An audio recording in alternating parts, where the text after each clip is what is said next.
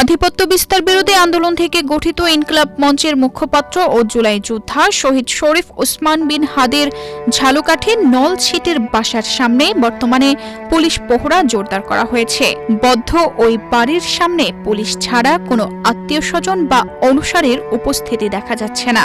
মাঝে মধ্যে দুই একজন এলাকাবাসী আসছেন সেখানে।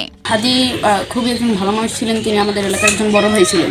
কখনো যদি তিনি আসতেন মনে হতো না যে তিনি পদ্মা সেতু, মেট্রো রেল এবং এলিভেটেড এক্সপ্রেসওয়ে নির্মাণের গর্বিত অংশীদার বসুন্ধরা সিমেন্ট।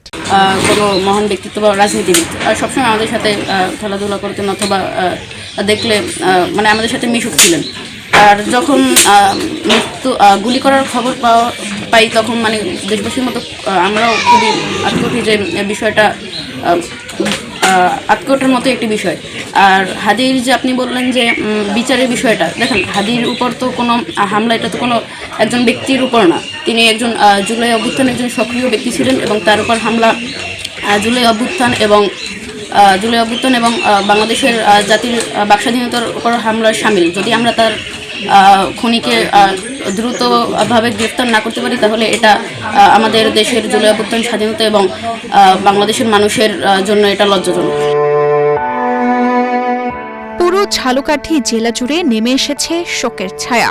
স্থানীয়দের প্রত্যাশা ছিল শহীদ ওসমান বিন হাদির মরদেহ নলছিটিতে এনে জানাজা অনুষ্ঠিত হবে। তবে মরদেহ সেখানে না আনার সিদ্ধান্তে এলাকাবাসীর মধ্যে চাপা ক্ষোভ বিরাজ করছে।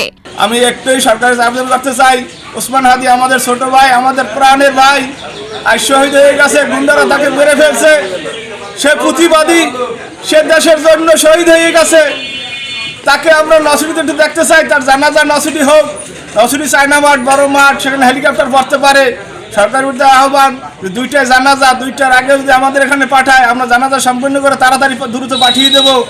আবার যদি পায় দুইটা জানাজার পরে যদি পাঠায়, তারপরও আমরা নসিটিবাসী আসরের দিকে জানাজা দেওয়ার পরে আমরা পাঠিয়ে দেবো। দরকার আগামীকাল সময় তাকে দাফন করা হোক ঢাকায়, আমাদের কোনো আপত্তি নাই।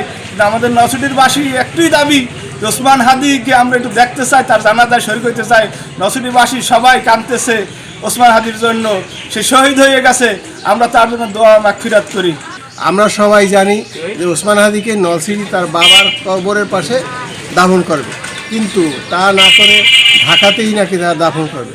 আমরা সবাই নলছিটিবাসী চোখের পানি ফারিয়ে কাঁদতেছি ওসমান হাদির জন্য, যে ওসমান হাদিকে একবারের মতো হইলেও নলছিটিতে এনে তার একটা জানাজা আমরা শরীক হইতে পারি, সেই দাবি আমাদের।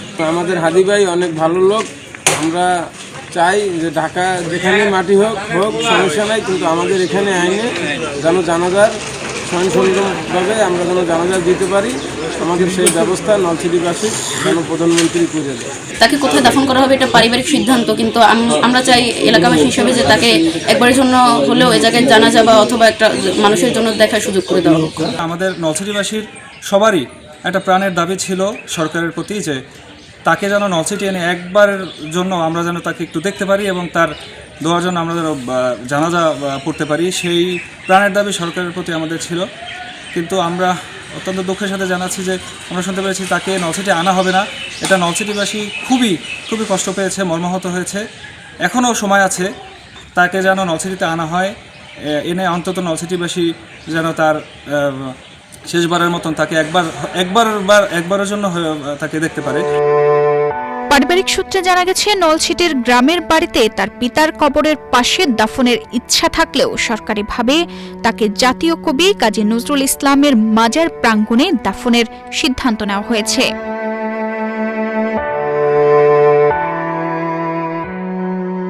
এই সিদ্ধান্তের পরপরই শুক্রবার বিকেলে নলছিটিতে অবস্থানরত তার বোন ও ভগ্নিপতি ঢাকায় চলে যান।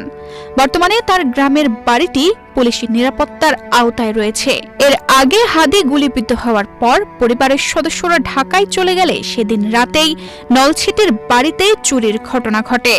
এরপর থেকেই শূন্য বাড়িটির নিরাপত্তায় পুলিশ মোতায়েন করা হয়েছে। তানজিদা রহমান, ইনায়া, বাংলাদেশ প্রতিদিন।